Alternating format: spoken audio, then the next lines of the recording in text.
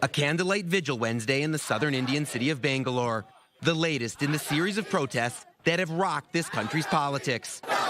Protesters again coming out against the new citizenship law that they say discriminates against Muslims and against what they see as heavy-handed tactics by the Interior Minister and Prime Minister.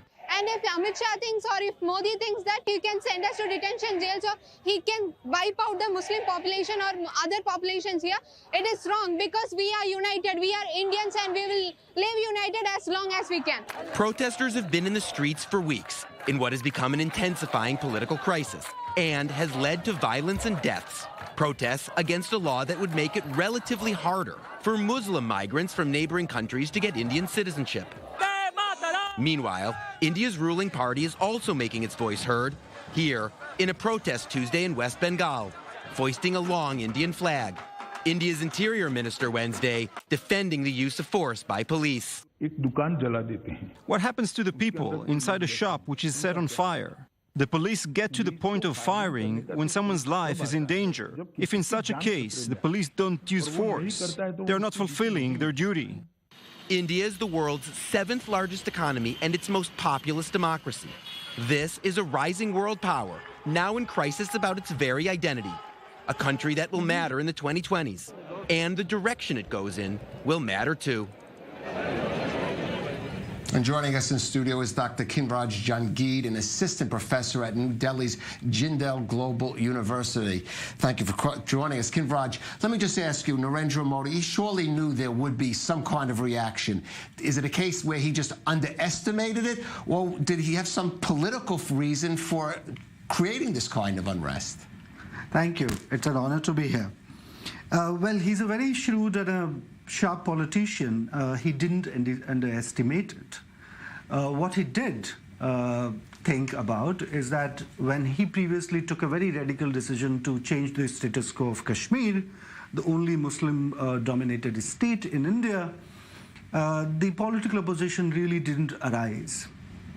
And he does enjoy a tremendous, extraordinary power in the parliament. The number of seats this party has never happened before. So A, he had a full system to go for aggressive policy changes. And second, the political opposition has been, the official political opposition has been very, very weak in front of his proactive policies. What did I suppose not get into political calculation? That the mass protest from the people will arise. And that, I think, is the most surprising element of this episode. So the first big protest happened 10 days back on Sunday in a university in Delhi. And I personally feel very sad about this university, what happened there, because I taught there once for 6 months. And this university is a minority institute established by the Indian Parliament, which has a majority of the students from the Muslim community. And they took out a protest against the bill, which was, to a certain extent, very quiet, peaceful. But the police reacted with a very, very brutal, violent response. So and that triggered a chain of protest in solidarity with this university. So this, beyond just Muslims, just young people. I mean, so that's part of what we need to ask looking forward, because we've seen in other places, Hong Kong, for example, where it started with the extradition bill and it's ballooned to much more. Do you think now that in India it risks not being about even just the citizenship law anymore, but about wider concerns over the Modi government? It is indeed becoming that. Yet it is very important to note that unlike Hong Kong, in India, the amendment bill, which is called by the government, was very controversial if one looks at the Indian Constitution of the 1950. Indian Constitution is the longest, is a document which is highly praised for this world's largest democracy.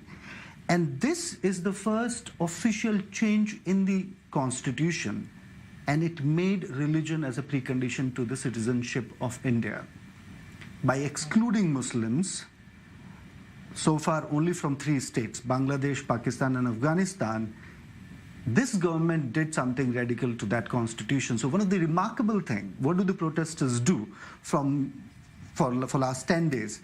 Wherever they assemble with a copy of the Indian Constitution. And they do a collective public reading of the preamble of the Constitution. Do you think they're going to manage with that to make any change in it, that Narendra Modi has any interest in listening to those protesters? He doesn't usually take opposition seriously. He carries an image of a very decisive and autocratic leader. So I don't see any backtracking on the bill. However, there was another major policy that the government was talking, and now it has stopped talking about it, which is called national registration of citizenship. This is far more controversial for the Muslims who live in India today. So the 200 million, 14% of the population, that's world's largest minority, doesn't have an immediate threat from the amendment bill because it's a bill about the Muslims of South Asia. But that other bill, now government has said, he officially came out and said, nothing will happen, nobody will be asked to produce the documents. It's interesting looking ahead then at least maybe this won't backtrack, but it might have a ripple effect on what Modi does in the future. Dr. Kinvraj Jangid, pleasure to have you here. We're going to keep following those protests.